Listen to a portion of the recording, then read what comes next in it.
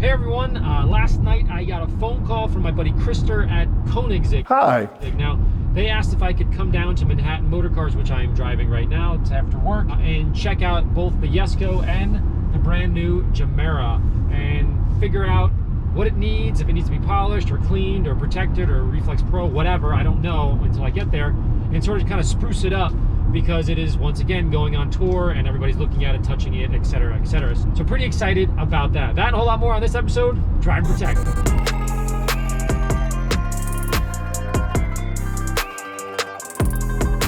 Okay, so I made it down to Manhattan Motor Cars, and as you can see, I have the Jesko back there.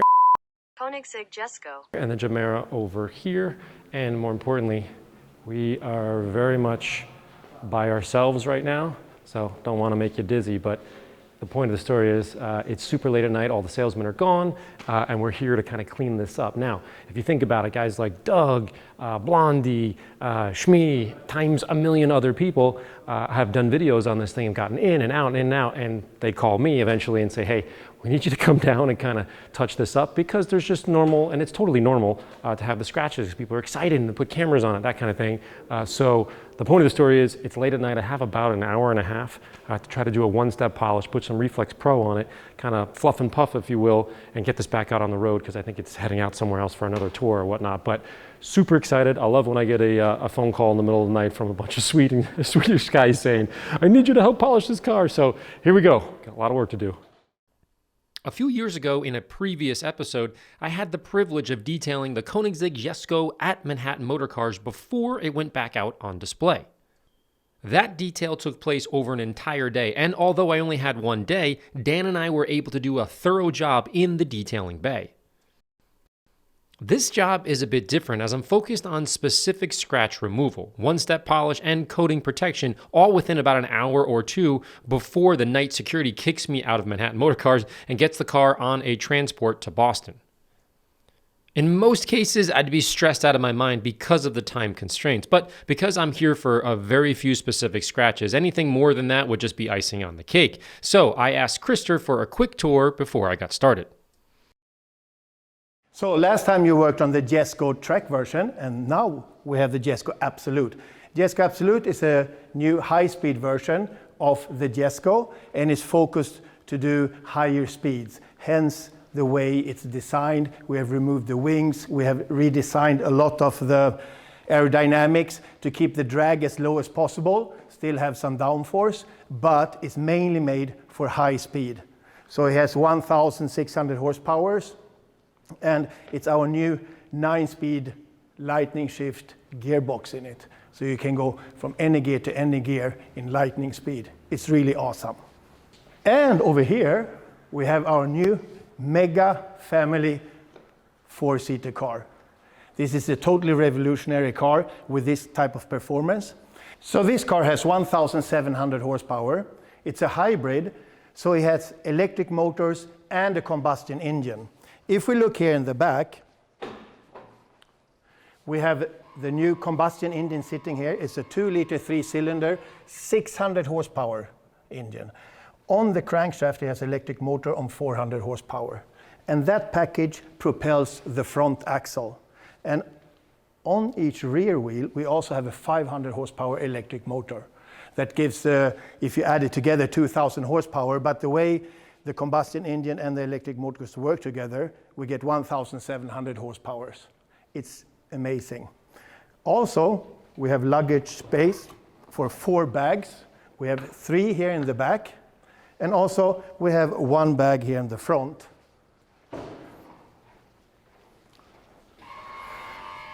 So you have the space for 4 adults in the car and the luggage for the weekend as well. I can show you here. The seats is adjusted for me. I'm 189 and I sit perfectly behind myself. All right. Absolutely no problem. Let's Maybe you want to get... jump in and try? Let's do this. I actually need to move forward. That's how much space there is right now. I can't even touch the pedals. Wow. Amazing, huh? Yeah, like seriously, I need to move forward. Like I can't even touch the pedals. And you have how much space? Wow. Yeah. And cool thing, 8 cup holders. You have 4 in the front and 4 here in the back. And 4 of them are heated and 4 of them are chilled. So you have all the luxury you need for a road trip with your friends or family. This seat is super comfy too, Yeah. which you wouldn't think. And on the production model, they're even more comfy because, of course, we have developed this. So the seats are better cushioned. They're a little bit wider and taller as well. Also here in the rear, we have ISOFIX for your children's seats. I know you have kids. Yes. So you can just jack them in there and you take the kids for a ride. Unbelievable. What's going on with these Yeah, so cameras? we have cameras as rear view mirrors. The cameras give a little less drag. And also you see actually a lot better with the cameras. So this is the Gemera prototype. Gemera actually is Swedish, which stands for to give more. Gemera, give more space, give more power, give more speed. And this is a prototype they were making. Of course, on the production, we're going to have different type of colors. You can choose also the interior. You can have bespoke luggage. So it's going to be a lot of things you can choose between. How many? We're going to build 300 in total. When do they come out? In about 2 years.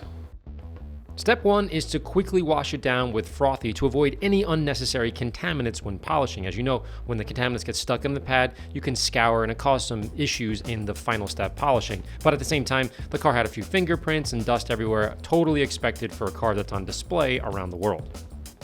As you can see here, I'm not using so much Frothe that it's just turning the car completely white. You use as much lubrication as the paint requires. In this case, it's not covered in mud and junk, so just a few squirts of Frothe is totally good enough. Use more if it needs more.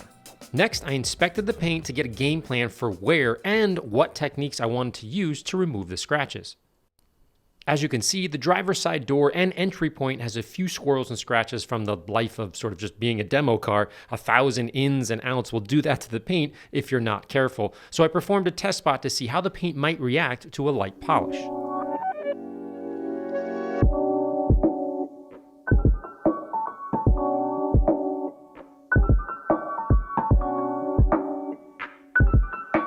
Okay, after a few tests here I just did on the rear panel, I used a yellow pad and it came out absolutely perfect. And then afterwards I used a white pad. Now check this out right here. I'm gonna flip you around.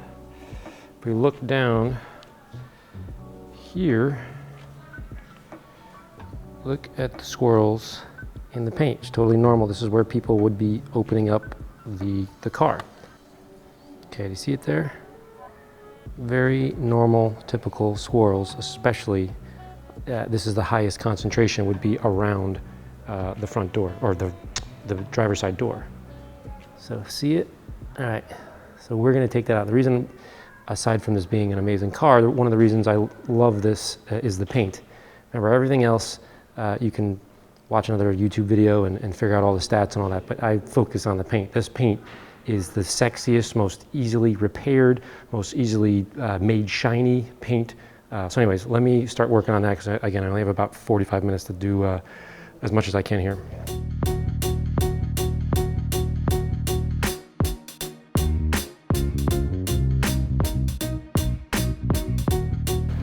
Now, what can make you crazy here is what we call the detailing dilemma. You get into this situation, I have very little time. There's a ton of people actually staring at me right now.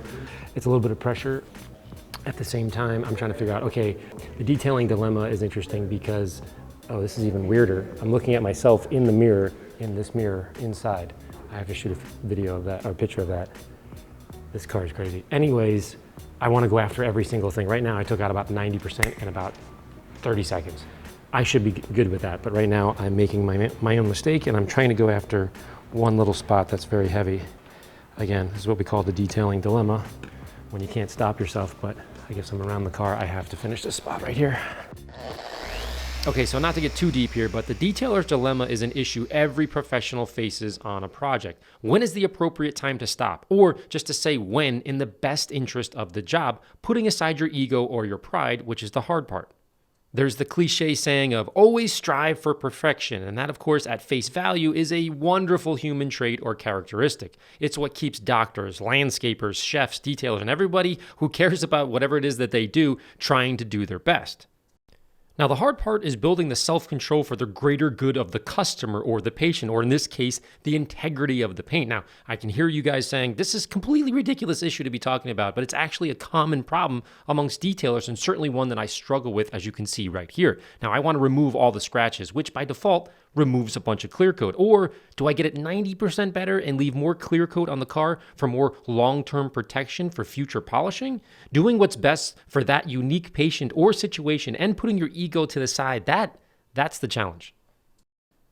Anyways, next I focused on the driver's side kick panel that has a few scratches and scuffs from people getting in and out with their shoes or their heels, and I repeated the same step and took most of the deep stuff out, but I didn't go too crazy as door jambs tend to have less paint than exterior facing surfaces. Now check this thing out. It's a floating 360 dash cam that hovers and rotates on the dashboard to keep an eye on everything in obviously all directions. I've never seen anything like that before. Super cool. On the rear of the car, we started making progress on the scratches and the swirls, so that technique was working well. I did the same technique on the front corner panel, which seemed to be like the prime spot for spectators that were, I guess, leaning or taking selfies or photos or whatever on the car, so there's a lot of scratches there. Now on the larger areas that weren't swirled like the middle of the hood, I used a one-step polish to create a bit of depth and shine before setting up for the coating. Same thing on the passenger side and the rear quarter, which was in better shape to begin with as a percentage, meaning less people are likely to lean on the passenger side versus the driver's side and take their photographs or whatever. So the passenger side was in pretty good shape, so I just did a one-step polish. With the major scratches removed, overall paint one-step polished, I then applied one coat of Reflex Pro with a blue applicator pad. When you're working indoors, you have a bit more control when applying a coating of this nature so that you're able to work maybe in larger areas than, let's say, the usual 2 or 3 foot spots. However, let the coating tell you when it's ready based on your environment by seeing it rainbow. Sometimes it's just a few seconds, and other times it could be a minute or two, so just regulate that based on your environment. As the Pro was setting up and curing, I then applied a light layer of tire mud to the Michelins, and the Gemera looked absolutely amazing after just shy of 2 hours of basic touch-ups. Well guys, we're all done and the car looks much better, about 90% of the way there. I think if I had a little bit more time, but it's super late at night and the car is leaving first thing in the morning to some new show. But overall, let me spin the camera around and show you. I do think it looks a whole lot better, especially in the high traffic areas. When this door goes up, clearly when people get in, there was just a ton of scratches there, a ton of scratches here. Again, super common. Thank you, Krista, for the win. So here you go. You can see scratches right there, all gone. There was one deep one there that I didn't want to play with, but overall, when you're getting in now, it looks much better. The back, the roof, polished all this. Again, one step. Looks really good right here. Take a look at that. Has Reflex Pro on it, a lot more depth. So it'll give it a bit more protection when it goes to the shows, but of course, I could spend another 5 days on this thing and go bananas, and I would love to do that. But probably, I don't know, 8 hours or so, this thing is on a flatbed or a trailer and up to the next show. As always, guys, if you have any questions, shoot me an email at larry@ammonyc.com. Thanks for watching. See you next time.